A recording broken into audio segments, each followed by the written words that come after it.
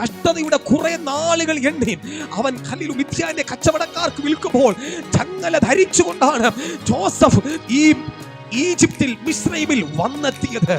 കഷ്ടതയുടെ എത്രയോ നാളുകൾ താണ്ടി കാമിൻ സ്തോത്രം ഒരല്പം ഉയർച്ചയൊക്കെ പോത്തിഫറിന്റെ ഭവനത്തിൽ കിട്ടിയെങ്കിലും അവന് ചെയ്യാത്ത കുറ്റത്തിന് പിടിച്ച് ജയിലടച്ച് കുറെ നാളുകൾ തള്ളി നീക്കുമ്പോൾ എന്റെ ഭാവന ഞാൻ പറയാം, ജോസഫ് പോലും ഇങ്ങനെ ഒരു കാര്യം നടക്കുമെന്ന് സ്വപ്നത്തിൽ പോലും വിചാരിച്ചില്ല. എന്റെ ഭാവന ഞാൻ പറയുകയാണ്, കാരാഗ്രഹത്തിൽ കിടക്കുന്ന ഒരുവന് കൊട്ടാരത്തിൽ കൊണ്ടുവന്ന് മാനിക്കാൻ എന്റെ ദൈവം പദ്ധതിയിട്ടാൽ അതിനെ തടയുവാൻ ഉലകത്തിലെ ഒരു ശക്തിക്കും ഒരു മാനുഷിക കരത്തിനും കഴിയത്തില്ലെന്ന് ഇന്ന് പകൽ ആത്മാവ് അടിവരയിട്ട് പറയുകയാണ്.